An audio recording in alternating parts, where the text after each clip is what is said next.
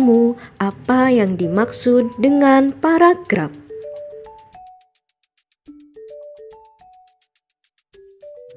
Istilah lain dari paragraf yaitu alinea. Assalamualaikum warahmatullahi wabarakatuh. Perkenalkan, nama saya Putri Lestari Ningsih dengan NIM 206190161 kelas MPIE di mata kuliah Teknologi Pendidikan.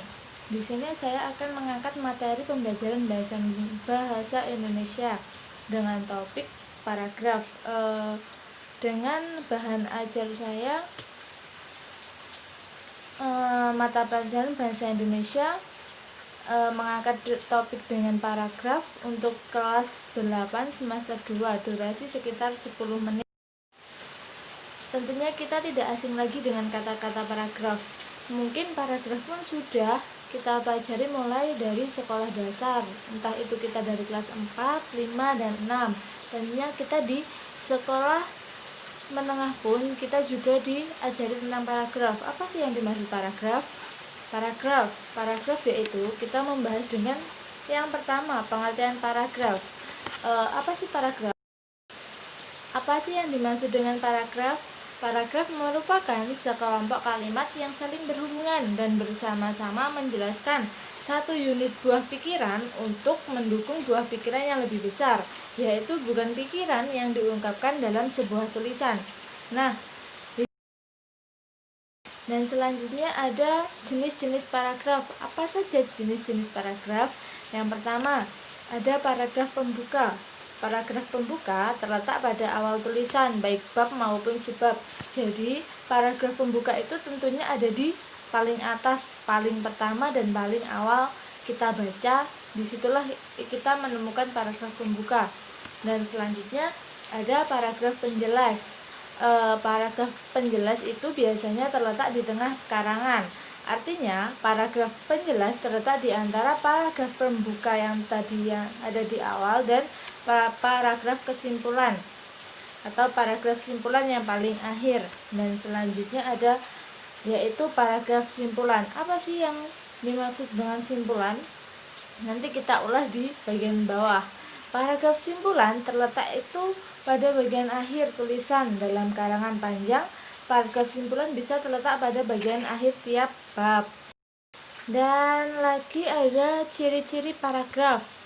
Yang pertama ada kesatuan, yang kedua ada kepaduan, yang ketiga ada kelengkapan.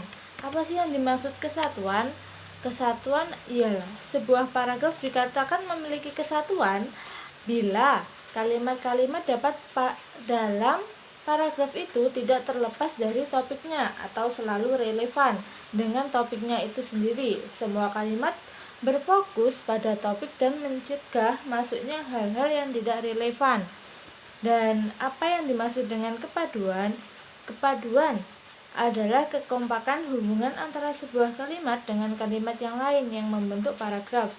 Kepaduan yang baik terjadi apabila hubungan timbal balik antara kalimat-kalimat yang membangun paragraf itu baik-baik, wajar dan mudah dipahami pembaca dengan mudah. Dan yang selanjutnya ada kelengkapan. Apa yang dimaksud dengan kelengkapan? Kelengkapan paragraf ialah paragraf yang berisi kalimat-kalimat penjelas yang cukup untuk menuju kalimat topik. Paragraf yang hanya terdiri atas satu kalimat topik saja dikatakan paragraf yang belum lengkap. Dan yang ini kita mengulas tentang apa sih kalimat topik, kalimat pengembangan, kalimat simpulan itu apa? Yang pertama ada kalimat topik. Kalimat topik adalah kalimat yang mengandung gagasan pokok di dalam sebuah paragraf. Kalimat topik berguna bagi penulis dan pembaca. Bagi penulis, kalimat topik mengendalikan pikiran penulis tentang apa yang hendak disampaikan di dalam paragraf.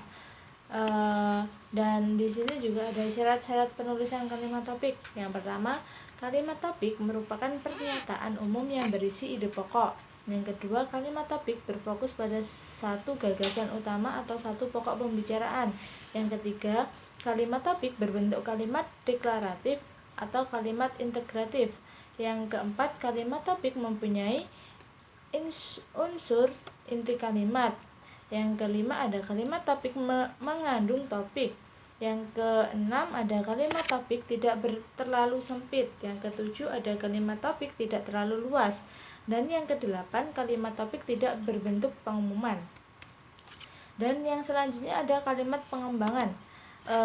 Kalimat pengembangan atau yang disebut dengan kalimat penjelas ataupun pendukung ialah kalimat yang memperjelas, menjabarkan atau membuktikan kalimat topik. Kalimat penjelas dapat berupa contoh, kutipan atau jabaran, data, statistik. Di kalimat pengembangan ini ada dua, yaitu kalimat penjelas mayor dan kalimat penjelas minor. Kalimat penjelas mayor atau disingkat kalimat mayor adalah kalimat pendukung yang menjelaskan secara langsung kalimat topik atas memberikan informasi jelas tentang bahasa di dalam kalimat topik tersebut. Dan sedangkan kalimat penjelas minor itu bisa disingkat dengan kalimat minor, kalimat yang merinci atau memperjelas gagasan yang ada di dalam kalimat mayor. Kalimat minor ditulis jika kalimat mayor membutuhkan penjelasan lebih detail. Selanjutnya, jika kalimat minor membutuhkan penjelasan lagi dalam satu atau dua kali. Di dalam satu atau dua kalimat tersebut memperjelas itu disebut kalimat subminor. Dan yang terakhir ada kalimat simpulan. Kalimat simpulan adalah kalimat yang mengakhiri pokok pembicaraan dalam paragraf. Dalam kalimat simpulan tidak boleh ada topik baru yang dikemukakan. Kalimat simpulan dapat dinyatakan dengan memberi saran yang penting untuk dilakukan oleh pembaca, mengulang kembali ide pokok paragraf dengan ungkapan berbeda, atau menyimpulkan informasi penting dari bagian paragraf isi. Akan tetapi kalimat simpulan tidak selalu ada atau diberikan pada setiap paragraf.